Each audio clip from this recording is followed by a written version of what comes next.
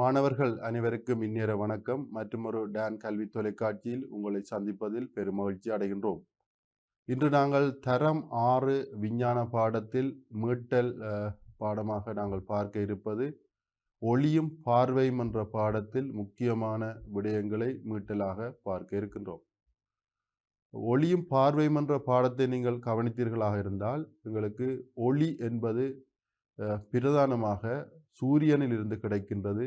அதேபோல் ஒளிரும் பொருட்கள் சில ஒளியை உருவாக்கும் பொருட்கள் சிலவற்றை நீங்கள் சூழலில் பார்த்திருப்பீர்கள். உதாரணமாக இங்கு பார்த்தீர்களாக இருந்தால் தரப்பட்டுள்ள படத்தில் ஒளி முதல்கள் சில காட்டப்பட்டுள்ளன.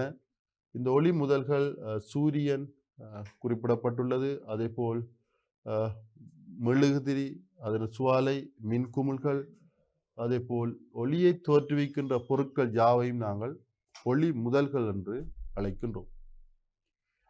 எமக்கு ஒளியை வழங்குகின்ற பிரதான ஒளி முதலாக சூரியன் காணப்படுகின்றது.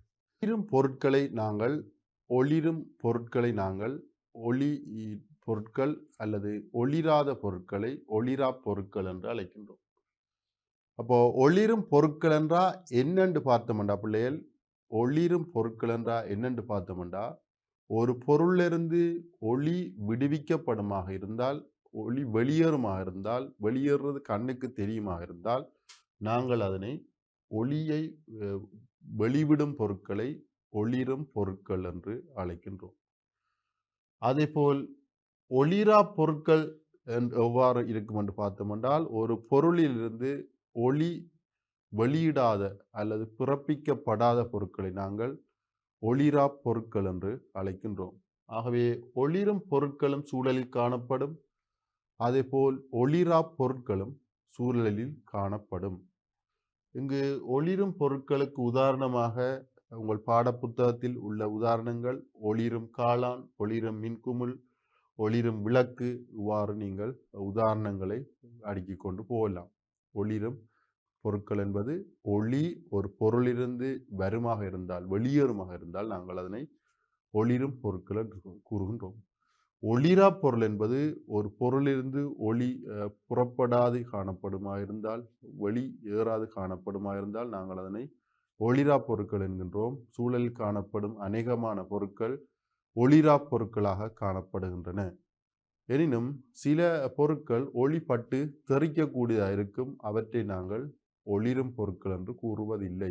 ஏனெனில் வேறொரு ஒளிரும் பொருளிலிருந்து ஒளியை பெற்று பிரகாசிக்கும் அல்லது வெளிப்படுத்தும் பொருட்களை நாங்கள் ஒளிரும் பொருட்கள் என்று கூறுவது கிடையாது.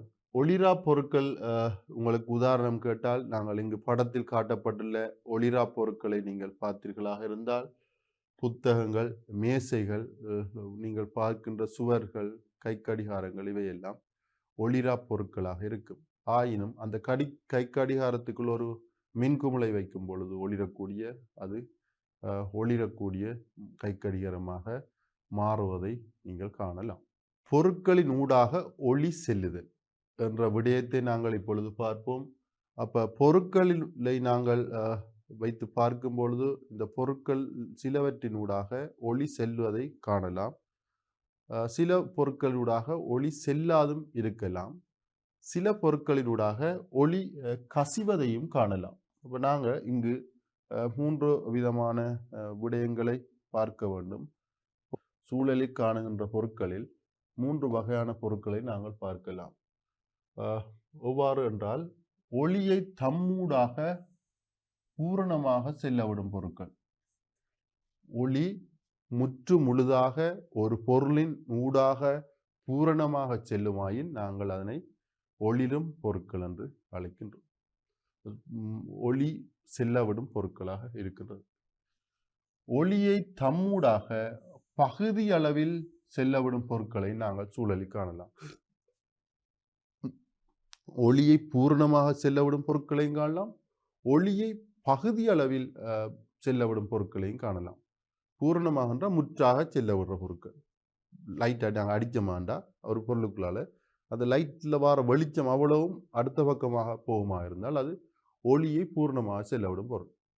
லைட்டை அடிக்கிறோம் நாங்கள், இங்கால பக்கத்தால் அடிக்கிற லைட் அளவை விட குறைய அளவு தான் லைட் போகுமா இருந்தால் அது தம்மூடாக பகுதி அளவில் செல்ல விடும் பொருட்கள்.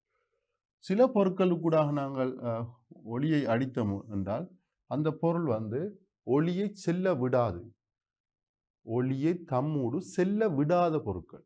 ஆகவே 3 வகையான பொருட்களை நாங்கள் சூழலில் காணலாம். ஒளியை தம்மூடாக செல்ல விடுபவை, ஒளியை தம்மூடாக பகுதியளவில் செல்ல விடுபவை, ஒளியை தம்மூடாக செல்ல விடாதவை. ஆகவே நாங்கள் இவ்வாறான பொருட்களை நாங்கள் ஒளியை பூரணமாக செல்லவிடும் பொருட்களை ஒளி ஊடுகாட்டும் பொருட்கள் என்று அழைக்கின்றோம்.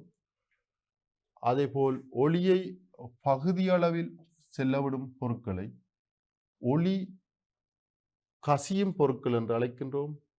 3வது ஒளியை செல்ல விடாத பொருட்களை ஒளி ஊடு காட்டாத பொருள் என்று அழைக்கின்றோம். ஒளியை ஊடு காட்டாத பொருட்கள் என்று அழைக்கின்றோம். எனவே இங்கே உதாரணங்களை பார்த்தீர்களாக இருந்தால் கண்ணாடி, பொலித்தீன், தெளிந்த நீர் என்பன ஒளியை முற்றாக செல்லவிடும் பொருட்களாக இருப்பதனால் ஒளி ஊடு காட்டும் பொருட்களாக இருக்கின்றன. கண்ணாடிக்குள்ள அல்லது நீங்க தெளிந்த நீருக்குள்ள அல்லது பொலித்தீன் பைக்குள்ளால நீங்க ஒளியை லைட் வெளிச்சத்தை நீங்கள் அடிக்கும் பொழுது அது அடுத்த பக்கமாக உங்களுக்கு அவ்வாறே போகும். எந்த ஒரு மாற்றமும் இல்லாது அவ்வாறான பொருட்களை நாங்கள் ஒளி ஊடு காட்டும், அது கூட ஒளி ஊடுருவும். 2வது நீங்கள் எண்ணெய் பூசிய கடதாசி அல்லது கலங்கிய நீர் ஊடாக டார்ச் லைட்டை அடிக்கும் பொழுது, வெளிச்சத்தை செலுத்தும் பொழுது அங்கு மங்கலான ஒரு ஒளி ஒன்று வெளியேறும். அந்த எண்ணெய் தோய்த்த கடதாசி கூடாக மங்கலான ஒளி ஒன்று வெளியேறும். அவ்வாறான பொருட்களை நாங்கள் ஒளி கசிய விடும் பொருட்கள் என்று அழைக்கின்றோம். சில பொருட்கள் உதாரணமாக ஹார்ட்போர்ட் அட்டை அல்லது மட்டை துண்டுகள், பலகை இவற்றுக்கூடாக ஒளியை நீங்கள் செலுத்தும் பொழுது துப்புரவாக ஒளி அடுத்த புறம் செல்லாது. இவ்வாறான பொருட்களை ஒளி ஊடு காட்டாத பொருட்கள் என்று அழைக்கின்றோம். எனவே 3 வகையான பொருட்களும் சூழலில் காணப்படும். ஒளி ஊடு காட்டுபவை, ஊடு கசிபவை, ஊடு காட்டாதவை என்று 3 வகையான பொருட்களும் காணப்படும். நீங்கள் அதற்கான உதாரணங்களையும் தேடி கற்றுக்கொள்ள வேண்டும். அடுத்த விடயத்துக்கு போவோம். ஒளிக்கதிர். ஒளிக்கதிர் என்றால் என்னென்றால் எங்களுக்கு சூரிய ஒளியில் இல்லது ஒரு ஒளிரும் பொருட்களில் இருந்து வரும் ஒளி ஒளிக்கதிர் என்று அழைக்கப்படுகின்றது.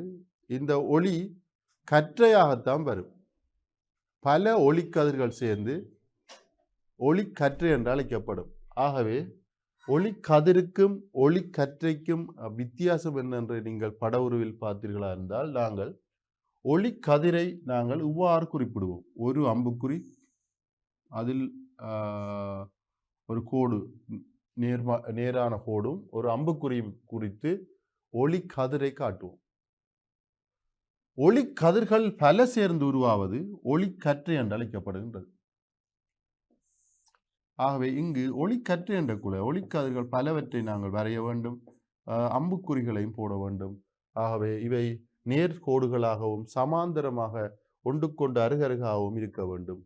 எனவே ஒளிக்கதிர் என்றால் என்ன, ஒளிக்கற்றை என்றால் என்னன்றது உங்களுக்கு தெரிஞ்சிருத்தல் வேண்டும். ஒளிக்கதிர் ஒரு தனி கோடால் காட்டப்படும், ஒளிக்கற்றை என்றது பல தனி கோடுகளால் காட்டப்படும். இரண்டும் வரையும் பொழுது கட்டாயம் இந்த அம்புக்குறிகளை இடாவிட்டால் அது ஒளிக்கதிராகவோ ஒளிக்கற்றையாகவோ நாங்கள் குறிப்பிட முடியாது. ஆகவே இதில் நீங்கள் விளங்கிக் கொள்ள வேண்டிய விடயம் ஒளிக்கதிர் வேறு, ஒளிக்கற்றை வேறு. ஒளிக்கதிர்களின் சேர்க்கையே ஒளிக்கற்றையாகும். ஆகவே எந்த ஒரு இடத்தில் நாங்கள் ஒளிக்கதிரை உருவாக்குவது கடினமானது. பல ஒளிக்கதிர்கள் சேர்ந்து கற்றையாகவே வரும். உதாரணமாக நீங்கள் ஒரு டார்ச் லைட்டினூடாக ஒளியை பிறப்பிக்கும் பொழுது பல ஒளிக்கதிர்கள் வரும், நேரான பல ஒளிக்கதிர்கள் வரும். அவற்றை நாங்கள் ஒன்றாக சேர்த்து ஒளிக்கற்றை என்று அழைப்போம். இவ்வாறு நாங்கள் ஒரு அட்டைத்தாள் துண்டு ஒன்றை வைத்து அதில் ஒரு குண்டூசி ஒரு சிறிய ஒரு துவாரத்தை இடும் பொழுது அதுக்குள்ளாக வெளியேறுவதை நாங்கள் கிட்டத்தட்ட ஒரு ஒளிக்கதிர் என்று கூறலாம். ஆயினும் அதில் குண்டு சில துவாரத்திற பருமனை பொறுத்து சில வேளை அதுக்குள்ளாலையும் ஒளிக்கற்றை உங்களுக்கு வரக்கூடும். அதை நீங்கள் இதனையும் அறிந்து கொள்ள வேண்டும். எனவே நாங்கள் இப்பொழுது பார்க்கும் பொழுது ஒளி ஒரு பயன்பாடு உள்ளதா, ஒளியின் பயன்பாடுகள் அல்லது ஒளியின் பயன்கள் எவை என்று நாங்கள் பார்க்கலாம். முதலாவது பார்த்தீர்களா இருந்தால் ஒளிர முதலாவது பயனாக தாவரங்கள் பார்த்தீர்களாக இருந்தால் பச்சை தாவரங்கள் சூரிய ஒளியை பயன்படுத்தி ஒளித்தொகுப்பு செய்கின்றது. அதன் மூலம் உணவு தயாரிக்கின்றது. இந்த தாவரங்களை நாங்கள் விலங்குகள் உண்ணுகின்றோம். எனவே தாவரங்கள் உணவை தொகுப்பதற்கு ஒளி ஒரு பயன்படுகின்ற ஊடகமாக இருக்கின்றது. இரண்டாவது பார்ப்போம். நாங்கள் எந்த ஒரு பொருளையும் பார்ப்பதற்கு இரண்டு விடயம் முக்கியமாக இருக்கும். ஒன்று, அந்த பொருளில் இருந்து ஒளி எமது கண்ணை அடைய வேண்டும். இரண்டாவது, பார்வைக்குரிய கண் இருக்க வேண்டும். ஆகவே நாங்கள் ஒரு பொருள் அதை நாங்கள் பார்க்கும் பொழுது பார்ப்பதற்கு இந்த பொருளில் இருந்து வருகின்ற ஒளி கண்ணை அடைத வேண்டும். இந்த பொருளில் இருந்து வருகின்ற ஒளி கண்ணை அடைதல் வேண்டும். அதுதான் இரவில் நீங்கள் பார்த்தீர்களா இருந்த பிள்ளைகள் அந்த பொருள்ல இரவு ஆன இருள் நேரத்தில் ஒரு பொருளில் இருந்து ஒளி படாட்டி அந்த பொருள்ல ஒளி படாட்டி உங்களுக்கு பார்க்க முடியாது. ஏனென்றால் அந்த அந்த பொருளில் இருந்து வார ஒளி உங்களோட கண்ணை அடைந்தால் தான் பார்க்கலாம். எனவே இவ்வாறான நிலைமைகளில் மிக முக்கியமானது பார்வை பொருட்களை பார்ப்பதற்கு ஒளி பயன்படுகின்றது. இன்னொரு விடயம் இருக்கின்றது.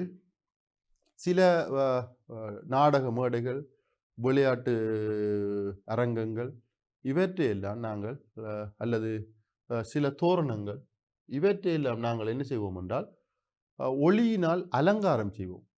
அதை சொல்வது ஒளிர்ப்பு. இந்த ஒளியினால் அலங்காரம் செய்வதன் மூலம் ஒரு அழகுத்தன்மை, ஒரு கலைத்தன்மை அல்லது ஒரு கவர்ச்சித்தன்மை பேணப்படுகின்றது. ஆகவே ஒளிர்ப்பிற்கு இப்போ சில வேளை பார்த்தீர்களா, சில திருவிழாக்களில் கோயில்களில் எல்லாம் வல்பால் அல்லது மின்குமிழ்களால் அலங்காரம் செய்து வைத்திருப்பார்கள். இந்த ஒளிர்ப்பு தன்மைக்கு அல்லது ஒளிர்ப்பை உருவாக்குவதற்கு ஒளி அவசியமாகின்றது. அடுத்தது நாலாவது விஷயம், சமிக்ஞைகளை உருவாக்குவதற்கு சிக்னல் லைட்ஸ். அதை பார்த்திருப்பீர்கள். மோட்டார் பைக் வாகனங்கள் எல்லாவற்றிலும் காணப்படுற சிக்னல் லைட் என்று சொல்லப்படுகின்ற பிரதான மின் விளக்காக இருக்கலாம் அல்லது பக்க மின் விளக்குகளாக இருக்கலாம். இவற்றிலெல்லாம் பின்னுக்கு பார்த்தீங்கன்னா பிரேக்குக்கு லைட் இருக்கு, ரெட் கலர். சிக்னல்களுக்கு மஞ்சள் கலர் லைட் இருக்கு. ஆகவே இந்த லைட்டுகள் அல்லது டிராஃபிக் லைட்ஸ், வீதி சமிக்கை விளக்குகளை பார்த்தீர்களா என்றால் இதில் பச்சை, சிவப்பு, மஞ்சள் எல்லாம் இருக்கு. எனவே இந்த ஒளி ஒரு பயன்படுகின்ற இடம் எங்கென்றால் இவ்வாறான பச்சை, சிவப்பு, மஞ்சள் ஒளிகள் ஒரு சமிச்சைக்காக பயன்படுத்தப்படுகின்றது. சிக்னல், ரெட் சிக்னல் போட்டால் நிற்க வேண்டும், போக வேண்டும், இவ்வாறான பச்சை சிக்னலுக்கு போக வேண்டும், இவ்வாறு சமிச்சைக்காகவும் ஒளியை நாங்கள் பயன்படுகின்றோம். ஆகவே அது பயன்பாடாக. அஞ்சாவது, தொடர்பாடல் தேவைகளுக்கு ஒளி பயன்படுகின்றது. ஆகவே நீங்கள் இப்பொழுது பார்த்தீர்களா இருந்தால் இலங்கை தொலை தொடர்பு திணைக்களங்கள், ஸ்ரீலங்கா டெலிகாம் இலங்கையில் இவ்வாறானவர்கள் வயர்களை என்ன செய்வார்கள், அண்டர் கிரவுண்டில் நிலத்துக்கு கீழே புதைத்து வருவதை நீங்கள் பார்த்திருப்பீர்கள். அல்லது சில வேளைகளில் அந்த நிலத்துக்கு கீழே இந்த வயர் வார இடங்கள் இணைப்புகளை தாங்கி மாதிரி இருக்கும் நிலத்துக்கு கீழே, அதற்குள் இருந்து வேலை செய்வதையும் பார்த்திருப்பீர்கள். இதுக்குள்ளெல்லாம் பார்த்தீர்கள் என்றால் ஒளியியல் நார் என்று சொல்லப்படுகின்ற ஒளியியல் நார், ஆங்கிலத்தில் ஆப்டிக்கல் ஃபைபர். இந்த ஒளியியல் நார் கூடாக ஒளியாகவே சில தகவல் கடத்தப்படுகின்றது. தரவுகள், டேட்டா, தகவல்களாக கடத்தப்படுகின்றது. எனவே இதற்கு ஒளி அவசியமாக இருக்கிறது. ஒளியியல் நார் என்று சொல்லப்படுகின்ற ஒரு நார் இருக்கும். அதுக்குள்ள தங்கூசிவால ஒரு நார், அதனூடாகத்தான் இந்த ஒளி கடத்தப்படுகின்றது. இந்த ஒளியினூடாகத்தான் நாங்கள் கதைக்கிற செயற்பாடுகள், கதைக்கிற மொழிகள் எல்லாம் கடத்தப்படுகின்றது. எனவே இந்த தொடர்பாட தேவைகளுக்கும் ஒளியை பயன்படுத்தப்படுகின்றது. இங்கு இன்னொரு விடயம் இருக்கும் பார்த்தீர்களா இருந்தால், மருத்துவ தேவைகளுக்கு மருத்துவ தேவைகள்ல உங்களுக்கு தெரியும் அகங்காட்டி என்று சொல்லப்படுகின்ற எண்டோஸ்கோபி என்று அழைப்பார்கள். அகங்காட்டி. எண்டோஸ்கோப் என்றது அந்த அகங்காட்டி, அதிலிருந்து பெறப்படுகின்ற பிம்பத்தை எண்டோஸ்கோபி என்று அழைப்பார்கள். எனவே இந்த மருத்துவ தேவைகளுக்கு பயன்படுத்தப்படுகின்ற வாய்க்குழால விடுவாங்க. அவ்வாறான நீளமான குழாயுருவான கேமராக்கள். அதை சொல்லுவோம் நாங்கள் அகங்காட்டிகள் என்று. இந்த அகங்காட்டிகள் வந்து ஒளியியல் நாரை பயன்படுத்தி தான் ஒளியை அனுப்பி அதில் சிக்னலை எடுப்பதாகவும் ஒளியை செலுத்துவதாகவும் இருக்கின்றன. இது ஒளியின் பயன்பாடாக இருக்கின்றது. அகங்காட்டியில் ஒளி பயன்படுத்தப்படுகின்றது. அடுத்தது பொழுதுபோக்கிற்காக ஒளி பயன்படுத்தப்படுகின்றது. உங்களுக்கு தெரியும் ஒளியை பயன்படுத்தி சில நிகழ்வுகளை நிகழ்த்தலாம். மாய ஜாலங்களை நிகழ்த்துவார்கள். வெளிநாடுகளில் பார்த்துட்டா ஒளியை உடைய ட்ரோன் கேமராக்கள் அந்த ஒளி சம்பந்தமான கேமராக்களை இணைத்து சில பொழுதுபோக்கான விடயங்களை நாங்கள் செய்யக்கூடியதாக இருக்கும். எனவே இங்கு பொழுதுபோக்கு சாதனமாகவும் எங்களுக்கு ஒளி பயன்படுத்தப்படுகின்றது. இன்னுமொரு உதாரணத்தை நாங்கள் பார்ப்போமானால் ஒளித்தொகுப்புக்கு ஒளி அவசியமாக இருக்கின்றது. ஒளித்தொகுப்பு என்பது பச்சை தாவரங்கள் சூரிய ஒளி முன்னிலையில் கார்பன் டை ஆக்சைடு நீர் என்ற விடயங்களை பயன்படுத்தி பொருட்களை உணவை தொகுக்கிற செயற்பாடு ஒளித்தொகுப்பு என்று சொல்லப்படும். ஆகவே நாங்கள் ஒளியின் பயன்பாட்டில் ஒளித்தொகுப்புக்கு ஒளி அவசியம் என்ற ஒரு விடயத்தையும் நாங்கள் பார்க்கலாம். அடுத்ததாக பொருட்களை பார்ப்பதற்காக நாங்கள் ஒளியை பயன்படுத்துகின்றோம். ஆகவே விஞ்ஞானத்தில் பார்த்தீர்களாக இருந்தால் சூரிய ஒளியை தவிர வேறு சில மின் விளக்குகள் உருவாக்கப்பட்டு ஒளியை எங்களுக்கு தரக்கூடியதாக இருக்கின்றது. அந்த வகையில் நீங்கள் இங்கு பார்த்தீர்களாக இருந்தால் வித்தியாசமான மின் விளக்குகள் தற்காலத்தில் உருவாக்கப்பட்டு பயன்படுத்தப்படுகின்றன. இதை நாங்கள் குமிழ் முனை மின் குமிழ் என்றுவோம். நீங்கள் வளமையாக குண்டு பல்ப் என்று அழைப்பீர்கள். குமிழ் முனை மின் குமிழ். இதை நாங்கள் சொல்லுவோம் CFL மின்குமிழ் என்று சொல்லுவோம். CFL மின்குமிழ். ஃபுளோர் ஒளிர்வு மின்குமிழ் என்று அழைக்கப்படுகின்றது. ஃபுளோர் ஒளிர்வு மின்குமிழ். இதே போல் இது பார்த்தீர்களா இந்த LED மின்குமிழ். LED சிறிய சின்ன மின்குமிழ்களை வைத்து இதை ஆக்கியிருப்பார்கள். இது வந்து பவர் லைட் என்று சொல்லுவோம் அல்லது ஃபோக்கஸ் லைட் என்று சொல்லுவோம். ஆகவே ஃபோக்கஸ் பண்ணுகின்ற அதாவது குவிக்கும் ஒரு விளக்குகளுக்காக பெரிய ஒரு கிரவுண்ட்ஸ் அல்லது பெரிய இடைவெளிகளில் வெளிச்சத்தை உருவாக்குவதற்காக ஒரு ஃபோக்கஸ் லைட் நாங்கள் பயன்படுத்துகின்றோம். இவ்வாறு ஒளியை பிறப்பிப்பதற்காக சில வேறு வகையான மின்குமிழ்கள் காணப்படுகின்றன. இவற்றில் மின்சக்தி வினைத்திறன் கூடிய மின்குமிழாக தற்காலத்தில் இந்த LED மின்குமிழ் பயன்படுத்தப்படுவதும் மின்சக்தி செலவு குறைய பயன்படுத்துகின்ற மின்குமிழாக LED மின்குமிழ் பயன்படுத்தப்படுகின்றது. மின்சக்தி செலவு கூடிய மின்குமிழாக இந்த ஃபோக்கஸ் லைட் அதை விட சிறிய மின்குமிழ் என்றால் அந்த குமிழ் முனைவு மின்குமிழும் எங்களுக்கு பயன்படுகின்றது. இதேபோல் நாங்கள் பார்த்தோம் ஒளிர்ப்புக்கு எவ்வாறு ஒளி பயன்படுகின்றது என்று. ஒளிர்ப்பு என்பது வெளிச்சமூட்டுவதற்கு அல்லது வெளிச்சமூட்டல் அலங்காரங்களை செய்தலை நாங்கள் ஒளிர்ப்பு என்று கூறுகின்றோம். இதற்கு எவ்வாறு ஒளி பயன்படுகின்றன? திருவிழாக்கள் சில வைபவங்களில் பார்த்தீர்களாக இருந்தால் சிறிய மின்குமிழ்கள் பெரிய மின்குமிழ்கள் டியூப்லைட் என்று சொல்லப்படுகின்ற நீளமான புலரொளிர்வு மின்குமிழ்களை நிறமான மின்குமிழ்களை பயன்படுத்துவார்கள். இங்கு அவ்வாறான நேரத்தில் ஒளி எங்களுக்கு பயன்படுகின்றது. உங்களுக்கு எல்லாருக்கும் தெரியும் வெசாக் பந்தல்கள் அதில் அதிகமான மின்குமிழ்கள் பயன்படுத்தப்படுகின்றன. நத்தார் பண்டிகைகளில் அந்த சுருவங்களை இயேசு அல்லது கிறிஸ்தவ சுருவங்களை அலங்காரப்படுத்துவதற்கு பயன்படுத்தப்படுகின்றன. தீபாவளி தீபங்கள் கூட ஒரு ஒளியை பயன்படுத்தி நாங்கள் ஒளிர்ப்புக்காக ஒளியை பயன்படுத்துகின்ற சந்தர்ப்பமாக இருக்கின்றது. விளக்குகளை சிட்டி விளக்குகளை ஒரு கோலத்தில் அடுக்கி ஒளி மூலம் ஒரு ஒளிர்ப்பு நிலைவை உருவாக்குவதாக அந்த விடயங்கள் இருக்கின்றன.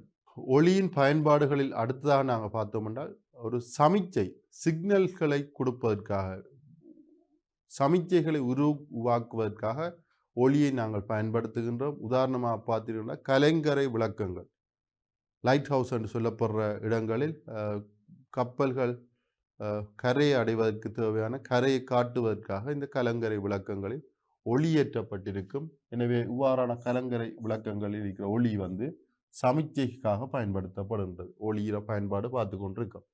அதேபோல் வீதிகளில் பார்த்தீங்கன்னா நீங்கள் டிராஃபிக் லைட்ஸ் என்று சொல்லப்படுகின்ற சமிச்சை விளக்குகள், வீதி ஒழுங்கு சமிச்சை விளக்குகளில் 3 வகையான சமிச்சை விளக்குகள் இலங்கையில் பயன்படுத்தப்படுகின்றது.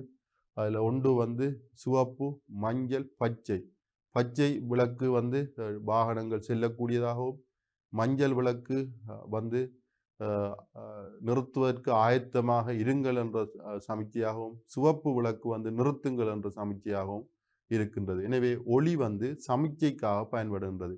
இதைவிட வாகனங்களில் இருக்கிற பக்க விளக்குகளை, சைட் சிக்னல்ஸ் பார்த்தீர்களா, பக்க சமிச்சை விளக்குகளை அதில் மஞ்சள் நிறங்களில் இருக்கும். பிரேக் தடுப்பு விளக்குகளை பார்த்தீங்கன்னா சிவப்பு நிறங்களில் எரியும். அப்போ ஒரு வாகனம் பிரேக் அடிக்க உடனே ரெட் கலர் லைட் எரியும். அப்போ அதுக்கு காரணம் இது சமிச்சையாக.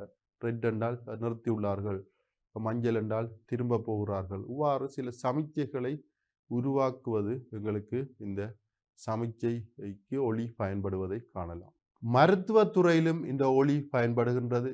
இங்கு பார்த்தீர்கள் என்றால் அகங்காட்டி என்று சொல்லப்படுகின்ற எண்டோஸ்கோப்பி என்று தரப்பட்டுள்ளது. இந்த அகங்காட்டிகள் வாய்க்குள்ளாக உடலினுள் செலுத்தப்படக்கூடியதாக இருக்கும். இதை நாங்கள் இந்த பக்கத்தால் செலுத்தும் போது இதில் ஒரு கேமராவும் ஒரு எல்இடி மின்குமிழும் காணப்படும். எனவே நீங்கள் குடலை நாங்கள் வெட்டாமல் அல்லது உள்ளே அனுப்பாமல், இதான் இந்த காட்டப்பட்டிருக்கின்றது. இதில் 2 கேமராக்கள், 2 மின்குமிழ்கள் காட்டப்பட்டிருக்கின்றன. எனவே நாங்கள் உடலை வெட்டாமல் உடலுக்குள் இருக்கும் பாகங்களை அவதானிப்பதற்காக இந்த அகங்காட்டிகள் பயன்படுத்தப்படுகின்றன. இங்கும் வந்து ஒளி பயன்படுகின்றது. ஒளியை நாங்கள் அனுப்புவதன் மூலம் அங்கு நாங்கள் அக அங்கங்களை பரிசோதனை செய்யக்கூடியதாக இருக்கின்றது. அக அங்கங்களை ஒளியூட்டுவதன் மூலம் பரிசோதனை செய்யக்கூடியதாக இருக்கின்றது. ஆகவே இந்த எண்டோஸ்கோப்பி அல்லது அகங்காட்டி என்பது தற்காலத்தில் ஒளியை பயன்படுத்தி இயங்குகின்ற ஒரு மருத்துவ உபகரணமாக இருப்பதனால் மருத்துவ தேவைக்கும் ஒளி பயன்படுகின்றது. அதேபோல் எங்களுக்கு சில இடங்களில் பொழுதுபோக்குக்காக ஒளியை நாங்கள் பயன்படுத்துகின்றோம்.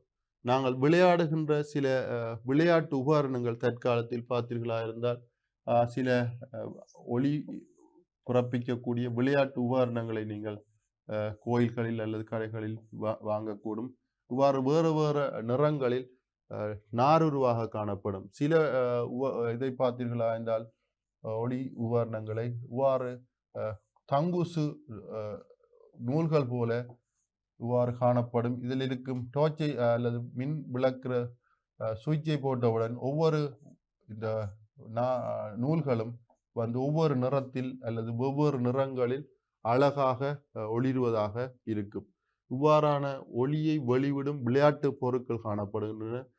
சிறுவர்கள் கைகளில் வைத்து விளையாடும் ஒளி கூடிய பந்துகள், இவ்வாறான அமைப்புகள் எல்லாம் இப்பொழுது கிடைக்கக்கூடியதாக இருக்கின்றது. ஆகவே ஒளி வந்து பொழுதுபோக்கு சாதனமாகவும் அல்லது பொழுதுபோக்கிற்காகவும் பயன்படுவதை பார்க்கலாம். நாங்கள் இப்பொழுது பார்த்த மீட்டல் பாடத்தில் சில வினாக்களை நாங்கள் இங்கு கவனிப்போம். ஆகவே ஒளியும் பார்வையும் என்ற பாடத்தில் முதலாவது இங்கு தரப்பட்டுள்ள வினா சரியாயின் சரி எனவும் பிழையாயின் பிழை எனவும் அடையாளம் விடுக என்று காணப்படுகின்றது. முதலாவது வினாவை பார்த்தீர்களா என்றால் எமக்கு ஒளியை வழங்கும் பிரதான முதல் சூரியனாகும். ஆகவே எங்களுக்கு புவியில் உள்ளவர்களுக்கு ஒளியை வழங்கும் பிரதான முதல் வந்து சூரியனாக இருக்கின்றது. ஆகவே இந்த விடை வந்து சரியான விடையாக நீங்கள் எடுப்பீர்கள். இரண்டாவது வினாவை பார்ப்போம். பொருளொன்றை பார்ப்பதற்கு ஒளி மட்டும் போதுமானதாகும் என்பது பிழையான விடை. ஏனெனில் ஒரு பொருளை பார்ப்பதற்கு நான் உங்களுக்கு கூறியிருக்கின்றேன். ஒரு பொருள் உங்களுக்கு தெரியவா வேண்டுமா இருந்தால் இந்த 2 விடய முக்கியம். இந்த பொருளிலிருந்து வரும் ஒளி கண்ணை அடைய வேண்டும், முதலாவது ஒளி. இரண்டாவது நீங்கள் பார்க்கக்கூடிய கண்ணோடு இருக்க வேண்டும். இந்த 2ம் முக்கியம். ஆகவே ஒரு பொருள் உங்களுக்கு தெரிய வேண்டுமாக இருந்தால் பார்ப்பதற்கு ஒளி மட்டும் முக்கியமில்லை, உங்களுக்கு பார்வை புலன் உள்ள கண்ணும் இருக்க வேண்டும். ஆகவே இது தவறானதாக இருக்கின்றது. எண்ணெய் பூசப்பட்ட கடதாசி ஓர் ஒளி கசியும் பொருளாகும். இந்த கூற்று சரியானது. நீங்கள் ஒளி ஊடுருவும் பொருட்கள், ஒளி கசியும் பொருட்கள், ஒளி ஊடு காட்டாத பொருட்கள் என்று படித்திருக்கிறீர்கள். எனவே ஒளி ஊடு கசிவது எண்ணெய் கடதாசி என்பது சரியான விடையாக இருக்கும். 4வது, ஒளியானது நேர்கோட்டில் பயணம் செய்யும் என்று ஒன்று தரப்பட்டுள்ளது. ஆகவே ஒளி நேர்கோட்டில் பயணம் செய்யும் என்றது சரியான விடை. இறுதி வினாவை பார்த்தீர்களா இருந்தால், உணவு உற்பத்திக்கு தேவையான சக்தியை தாவரங்கள் சந்திரனில் பெற்றுக்கொள்கின்றன. சந்திரனில் இருந்து தாவரங்கள் ஒளிச்சக்தியை பெற்றுக்கொள்வதிலே சந்திரன் ஒளிரற்ற ஒரு கோளாக இருக்கின்றது. சந்திரனுக்கு கூட ஒளியை வழங்கும் கோளாக சூரியன் காணப்படுகின்றது. எனவே நாங்கள் அந்த கூற்று பிழையான கூற்றாக இருக்கும். ஆகவே இதில் சூரியன் என்று வந்திருந்தால் அந்த கூற்று சரியான கூற்றாக, உணவு உற்பத்திக்கு தேவையான சக்தியை சூரியன் வழங்குகின்றது என்றால் சரி. இது சந்திரன் வழங்குகின்றது என்ற காரணத்தினால் நாங்கள் பிழையாக கொள்கின்றோம். தொடர்ச்சியாக இங்கு ஒரு பரிசோதனை படவுரு காட்டப்படுகின்றது. தரம் 6 மாணவர்கள் சில பொருட்கள் ஒளி ஊடு காட்டும், சில பொருட்கள் ஒளி ஊடு கசியும், சில பொருட்கள் ஒளி ஊடு காட்டாது. ஊடு காட்டும் என்பது பொருள் தனக்கூடாக ஒளியை செல்ல விடும். காட்டாது என்பது தனக்கூடாக ஒளியை செல்ல விடாது. ஊடு கசியும் என்பது தனக்கூடாக பகுதி அளவில் ஒளியை செல்ல விடும். கொஞ்சம் சிறிது ஒளியை செல்ல விடும். அதான் ஊடு கசியும். இவ்வாறான ஒரு பரிசோதனை அமைப்பொன்றை மாணவர்கள் உருவாக்கி இருக்கின்றார்கள். இதில் மெழுகுதிரி இருக்கின்றது. இதில் பரிசோதிக்கும் பொருளை இந்த இடத்தில் வைக்க போகின்றார்கள்.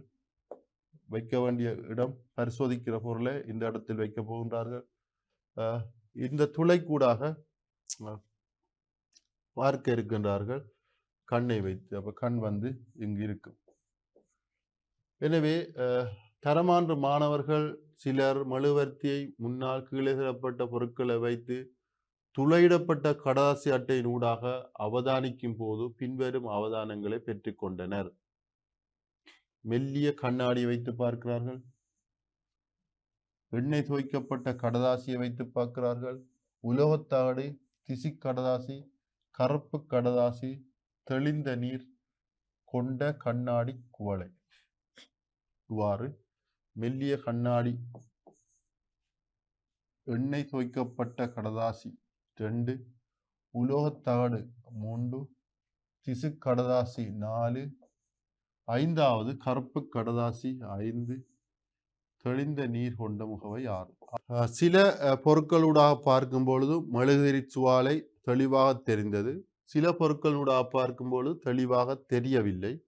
சில பொருட்களூடாக பார்க்கும்போது மெழுகுதிரி சுவாலை தெரியவில்லை. ஆகவே துப்புரவாக தெரியவில்லை என்ற எடுகோளின் அடிப்படையில் இவ்வளவு பொருட்களையும் நாங்கள் உங்களிடம் கேட்கப்பட்ட வினா இதன் அடிப்படையில் இந்த பொருட்களை 3 வகையாக பிரிக்க சொல்லி கேட்கப்பட்டுள்ளது, வகைப்படுத்த சொல்லி கேட்கப்பட்டுள்ளது.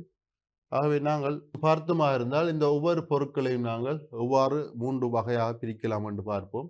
நான் முதலாவது ஒளி காட்டும் பொருட்களை சிவப்பு நிறத்தினால் அடையாளமிட போகின்றேன். நீங்கள் அதனை கொண்டு அட்டவணையை நிரப்ப முடியும். எனவே மெல்லிய கண்ணாடிக்குள்ளால ஒளி தெளிவாக தெரியும், ஊடு காட்டும். அதற்காகத்தான் நாங்கள் சுவாமி படங்களை பிரேம் பண்ணுகிற கண்ணாடி பாவிக்கின்றோம், அல்லது கார் கண்ணாடி அல்லது இவ்வாறான கண்ணாடிகள் வளைத்து இருக்கின்றன. ஏனென்றால் ஒளி தெளிவாக ஊடு காட்டும் என்ற காரணத்தினால். இதேபோல் நாங்கள் பார்த்தோமாக இருந்தால் தெளிந்த நீர் கொண்ட கண்ணாடி குவளை, இந்த தெளிந்த நீர் கொண்ட கண்ணாடி குவளை கூட பார்க்கும் பொழுது ஒரு பக்கத்திலிருந்து மற்ற பக்கத்துக்கு தெளிவாக பொருட்கள் தெரியும். அவை இரண்டும் முதலாவது இதுக்குள் வரும். 2வதை பார்ப்போம். நான் பச்சை நிறத்தால் அடையாளமிட போகின்றேன். எண்ணெய் தோய்க்கப்பட்ட வடிதால். இந்த எண்ணெயில் தோய்க்கப்பட்ட வடிதால் தோய்க்கப்பட்ட கடதாசித்தால் எங்களுக்கு ஒளியை கசிய விடுவதாக இருக்கின்றது, பூரணமாக செல்ல விடாது. ஆகவே பச்சை நிறமாக காட்டப்பட்டுள்ள எண்ணெய் தோய்த்தெடுக்கப்பட்ட கடதாசி. இதேபோல் டிஷ்யூ கடதாசி, டிஷ்யூ பேப்பர் என்று சொல்லப்படுகின்ற பேப்பர் உங்களுக்கு தெரியும். வெசாக் கூடுகளை அமைப்பதற்கு இந்த திசு கடதாசியை பாவிப்பார்கள். ஏனென்றால் ஒளியை கசிய விடுவதற்காக. முற்றாக விட்டால் அதே வெளிச்சமாக இருக்கும். கசிய விட்டால் தான் அந்த பேப்பர் நிறம் பெறும். ஆகவே அது அழகாக இருக்கும். இந்த இரண்டும் வந்து ஒளி கசிய விடும் பொருளாக இருக்கின்றது. ஒளி ஊடு காட்டாத பொருளை நான் வந்து நீல நிறத்தினால் வகை குறிக்க போகின்றேன். ஆகவே ஒளி ஊடு காட்டாத பொருள் உலோக தட்டுகளுக்கூடாக நீங்கள் டார்ச் லைட் அடித்தீர்கள்னா அடுத்த பக்கம் தெரியாது.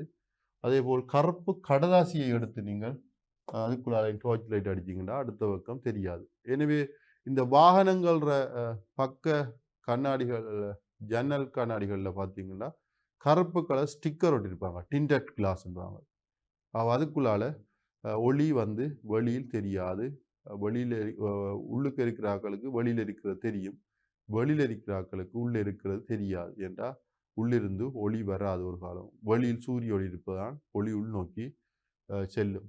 எனவே இவ்வாறான 3 வகையான பொருட்களை நீங்கள் இங்கு இந்த வினாவில் அட்டவணைப்படுத்த சொல்லுமாறு கேட்கப்பட்டுள்ளது. எனவே நீங்கள் இதற்கேற்றவாறாக அட்டவணையை நிரப்புதல் வேண்டும். எனவே மாணவர்களே, இவ்வளவு நேரம் நாங்கள் தரம் 6 6வது பாடத்தில் ஒளியும் பார்வையும் என்ற பாடத்தில் மீட்டல் விடயங்களையும் மிக விரைவாகவும் ஒரு சில வினாக்கள் எவ்வாறு வினவப்படுகின்றது என்றும் கற்றுள்ளோம். அடுத்த வாரமும் இதன் தொடர்ச்சியாக தரம் 6 மீட்டல் வினாக்கள் இடம்பெறும். இதே பாடத்தில் தொடர்ச்சியாக டான் கல்வி தொலைக்காட்சியுடன் இணைந்திருங்கள். நான் உங்கள் ஆசிரிய ஆலோசகர் ஆனா ரேவசுரேஷ்.